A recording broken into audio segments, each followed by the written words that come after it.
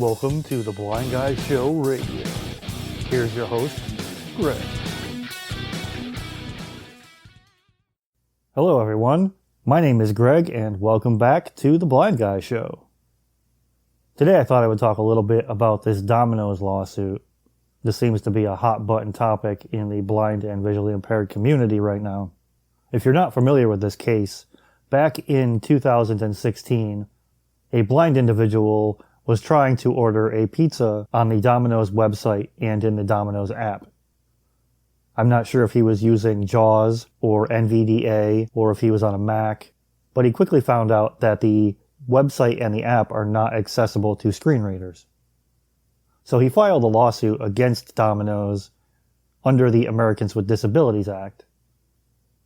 And in January of 2019, a circuit court ruled in favor of this gentleman, stating that Dominoes must comply and make their website accessible to everyone. So a couple of months ago, back in June of 2019, Dominoes petitioned the Supreme Court, stating that the internet does not fall under the Americans with Disabilities Act guidelines, saying that the ADA does not specifically tell websites how to become accessible and how to comply.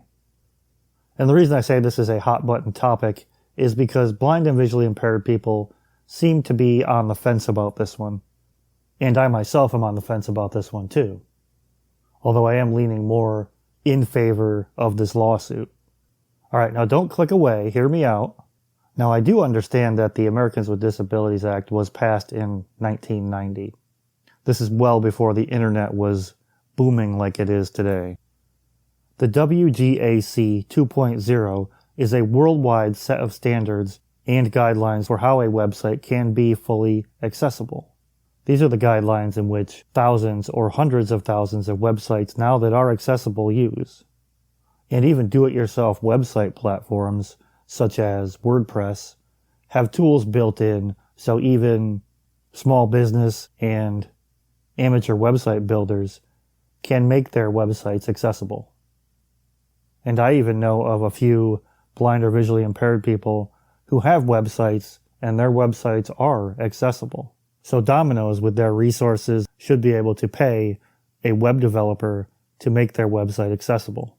But it just seems to me that, and this is just my opinion, Dominoes would rather pay lawyers to fight this individual rather than pay a web developer to make their website accessible. And these are the parts that start to make me upset about all of this. Not only are they discriminating against a minority of disabled people, but they're alienating them as well.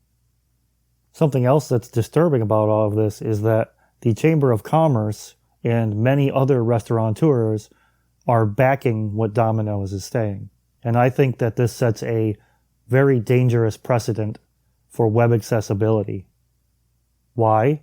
Because if Dominoes wins this, and the Americans with Disability Act does not include the internet, many more companies could join board, and the internet could virtually become inaccessible. To a certain extent, of course. You know, I like to shop on Amazon. Amazon is fairly accessible. So let's say Dominoes wins, and Amazon jumps on board and says, well, our website doesn't have to be accessible too, and they pull all the funding from their developers on making their website accessible, and boom, now I can't shop on Amazon. And other online retailers may also follow suit quickly after. Alright, so on to the flip side of all of this. This is Domino's company. This is their website. I guess they shouldn't be forced to make their app or website accessible. No one should really be forced to do anything that they don't want to do. I read somewhere that there have been around 2,500 ADA lawsuits filed this year alone against companies online. Domino's stated that these 2,000 some lawsuits have become a nuisance to companies. I don't fully agree or disagree with that statement, but I believe that some of these lawsuits are probably frivolous, and I feel that some of the people filing these lawsuits are probably feeling a sense of entitlement. For me, if a website doesn't work, I move on. I'll find a website similar to it that works. But I don't think I would personally use the term nuisance to describe these lawsuits. But it is 2019. In this day and age, there's really no reason why your website or company shouldn't be accessible. Well, to sum it up, all I have to say is Domino's pizza really isn't that good anyway. Yeah, hello? Dominoes? Yeah, your crust tastes like cardboard and your sauce tastes like battery acid. Call up your local pizza shop and give your business to a local company. That's what I say. The pizza's probably going to be better anyway. So let me know what you think about this whole Domino's lawsuit thing down in the comments below. Let's keep this conversation going, and let's keep it civil. Thanks for listening, and I will see you next week.